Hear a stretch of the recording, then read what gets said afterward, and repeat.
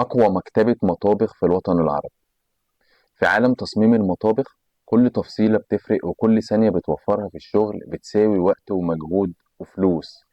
أنا عمرو جودة، مصمم داخلي وخبرة أكتر من 25 سنة في تصنيع الأساس، والنهاردة هوريكم حاجة هتغير طريقة شغلكم في تصميم المطابخ تماما. أثناء ما أنا ببدأ تصمم المطبخ ده قدامكم، خليني أسألك سؤال مهم. كم مرة ضيعت وقت تدور على اكسسوار، او تعبت عشان تظبط مقاسات وحدة، او حسيت ان الشغل بياخد وقت اطول من اللازم؟ هنا بقى بيجي دور اي جي سمارت لايبراري. المكتبة دي مش مجرد بلوكات او موديلات، ده سيستم متكامل معمول مخصوص عشان يسرع شغلك ويخليه ادق واكتر احترافية.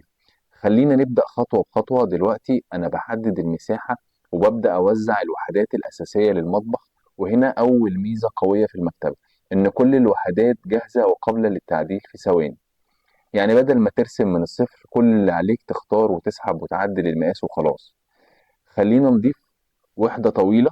زي ما انت شايف، بمجرد ما حطيتها اقدر اتحكم في الارتفاع، العرض، التقسيم الداخلي، كل ده بسهولة وسرعة. طب نيجي بقى للجزء الممتع، الميكانيزمات. كلنا عارفين إن الميكانيزمات بقت عنصر أساسي في أي مطبخ حديث، بس المشكلة دايما كانت في تمثيلها صح في التصميم. هنا بقى الموضوع مختلف تماما. بص كده، لما افتح الوحدة دي هتلاقي الميكانيزم بيشتغل بشكل واقعي جدا. حركة سلسة، تفاصيل دقيقة كأنك بتشوفه على الطبيعة بالظبط. وده بيديك ميزة قوية جدا قدام العميل، انه مش بس شايف شكل، ده شايف تجربة. خلينا نجرب ميكانيزم تاني. ده وحدة السوبر ماركت. بضغطة واحدة الوحدة بتفتح وتظهر كل التفاصيل الداخلية، الحركة، التقسيم، الاستخدام. العميل لما يشوف ده بيفهم المنتج وبيقتنع أسرع. نكمل بقى. واحدة من أقوى مميزات المكتبة هي التنظيم. كل حاجة متقسمة وواضحة وسهلة الوصول. مش هتضيع وقت تدور، كل اكسسوار، كل وحدة، كل ميكانيزم في مكانه، وده بيخليك تركز في إبداع.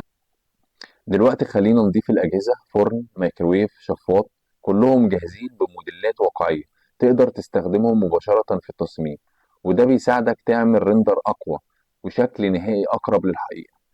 طيب إيه كمان؟ الدقة. كل عنصر في المكتبة معمول بمقاسات مدروسة، يعني التصميم اللي بتعمله ينفع يتنفذ على أرض الواقع بسهولة. مش مجرد شكل حلو، ده شغل قابل للتنفيذ. وده فرق كبير جدا بين مصمم عادي ومصمم محترف. خلينا نكمل الشغل. أنا دلوقتي بظبط التفاصيل، بضيف وحدات علوية، بنسق بين العناصر. كل ده بيتم بسرعة غير طبيعية بسبب إن كل حاجة جاهزة ومترتبة. تخيل بقى، بدل ما تخلص التصميم في يوم تخلصه في ساعات. ساعات إيه ده، أنت ممكن تخلصه في دقايق.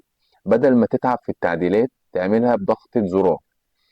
وده معناه شغل أكتر، عملاء أكتر، دخل أعلى. خلينا نتكلم بصراحة. السوق دلوقتي بقى منافسة قوية جدا، واللي بيفرق هو السرعة زائد الجودة.